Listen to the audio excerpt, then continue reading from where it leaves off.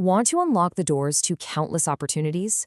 Discover how a simple Washington State ID card can be your key? Welcome to your ultimate explainer on securing a Washington State ID.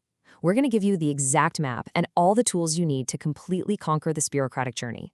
Whether you're brand new to the state or just getting your very first piece of official identification, we've got you covered.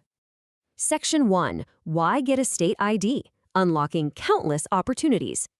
So it might just look like a simple piece of plastic, right? But a Washington State ID is actually a master key for your life. Let's dig into exactly how powerful this little tool in your wallet really is. Okay, let's dive into this. Whether you're an out-of-state transplant, a teenager prepping for adulthood, or someone re-entering society, this card is absolutely crucial. You literally need it for the bare essentials. We're talking opening a bank account, proving who you are for a job, and signing a lease for housing. It's also vital for accessing state services and, heaven forbid, verifying your identity in emergency situations. And for younger viewers, it's a huge step for participating in just, normal adolescent activities. It really is your passport to everyday independence. Section 2. Standard versus enhanced IDs. Choosing your path. Before you start gathering paperwork, Washington uses a dual-tiered system, so you need to choose the right path. On the standard side, the ID costs $54. Now, it is not federally Real ID compliant, but it's highly accessible for all Washington residents, and that includes non-citizens. Alternatively, you've got the enhanced ID, or EID, which costs $78. This one requires U.S. citizenship, and it acts as a federally compliant Real ID. So what does that mean?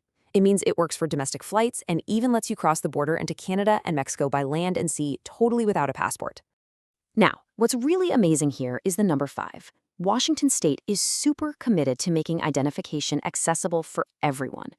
They offer a dramatically reduced $5 fee for eligible low-income individuals. You can qualify by bringing in specific documents, like a DSHS benefits approval letter or a WIC provider letter. Also, foster youth or anyone under 25 experiencing homelessness automatically qualify for this $5 fee. It's a real game changer. Section 3. Gathering your required documents. Getting your tools ready. Let me be very, very clear before we go any further. Every single document you bring must be an unaltered, certified original. Literally no photocopies allowed, or you will face immediate rejection at the counter. To prove your identity, a standalone document like a valid U.S. passport is all you need. If you don't have that, well, you'll need specific combinations from the state's A list and B list. Think an expired ID paired with a certified birth certificate. Oh, and if you're under 18, a parent or legal guardian absolutely must go with you, and they need to bring proof of your relationship. Next up, you have to prove you actually live in Washington. You do this using official mail that shows your first and last name, plus your physical address. P.O. boxes are completely out.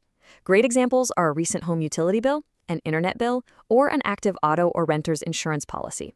Standard IDs require one of these proofs. Actually, scratch that. If you're getting the enhanced ID, you strictly require 2 separate documents. Pro tip for sure, make sure your name exactly matches across all your documents to avoid any headaches. Now, if you're an international student or a non-citizen, Washington has specialized pathways set up just for you.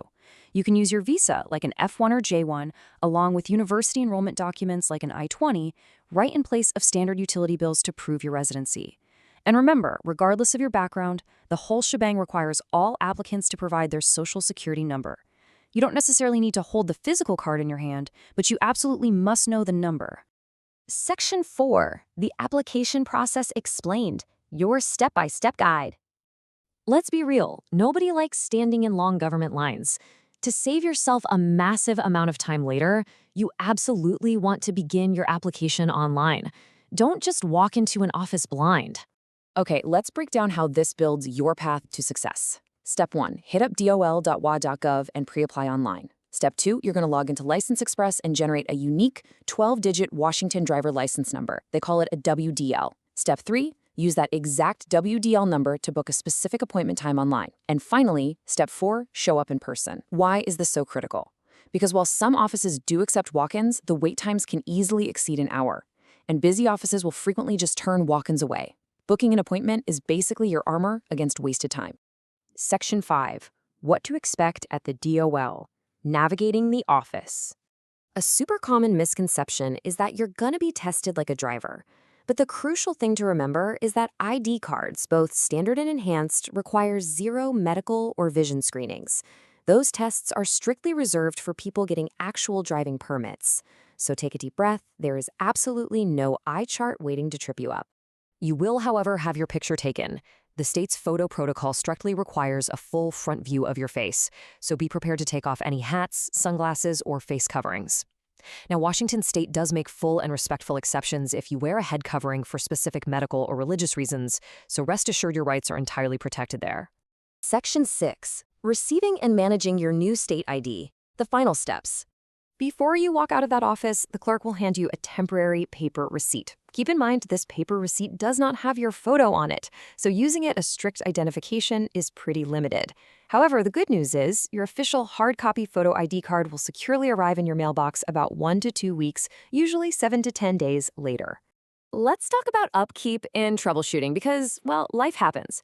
First off, if your card doesn't arrive in the mail after 30 days, don't panic. Just call the DOL directly at 360-902-3900. Once you have it in hand, your ID is valid for 6 full years before you need to renew it. Now, if you move, the law requires you to update the DOL with your new address within 10 days. Finally, keep that card safe. But if it does get lost or stolen, replacing it is a simple process that'll run you about $20.